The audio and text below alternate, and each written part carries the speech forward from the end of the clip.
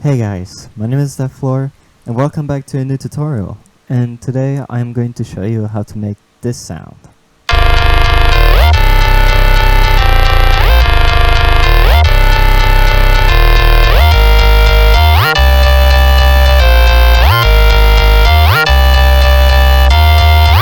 This sound is really inspired from i7, and today I am going to show you how to make it in HARMOR. First thing you need to do is to have a rounded saw wave.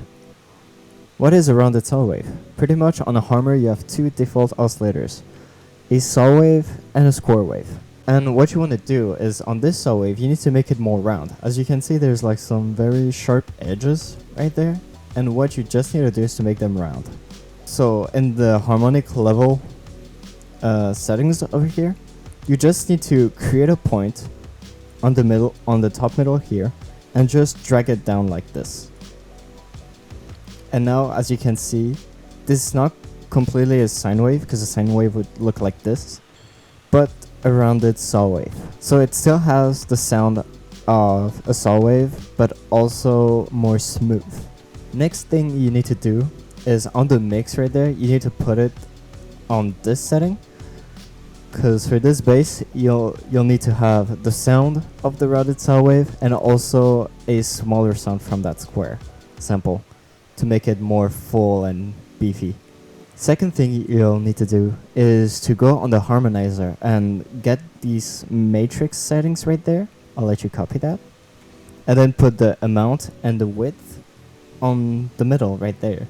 Without it, it sounds like this.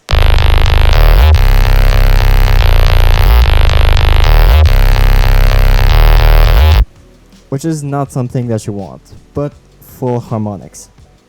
And pretty much this harmonizer, so pretty much what this harmonizer do, it'll add the harmonics to your sounds overall.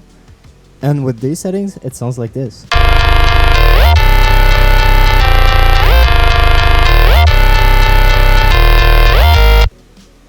But we're not done yet. Another thing that you need to do is to have a phaser on the classic mode, and you need to put the mix all the way up and the width around 25%. Another thing that you'll have to do is to have a filter shape like this. What you need to do is to put the frequency all the way down, right click on it, edit articulator, and then just make a shape like this. Click on tempo if you need to have a set point. So you have like this bar right there that is equivalent to a bar, I think. And from that you can make a shape like this or reverse it to make a pretty cool effect. And the last thing I added is a vibrato. And on the depth you're gonna right click and click edit articulator and make a shape like this. And for the HARMOR part, you are done. Now the last thing you need is the post-processing. In my case, I have a side whitener, which is a plugin that makes your sounds more wide. But if you can't afford this plugin, there's a free version of it that is called Wider by Polyverse, I think. And this one is completely free, and it does kind of the same job. This one is more advanced. So if you have this one, I recommend to use this one more. Second thing I have is an OTT. And I have this plugin called Le Funk by Synth Audio, and I set it to Tub of Gravy mode, like the third mode right there. And then I just put it a small amount to it because it makes like a really cool plastic sound effect. Kind of disperser, but a little bit cooler.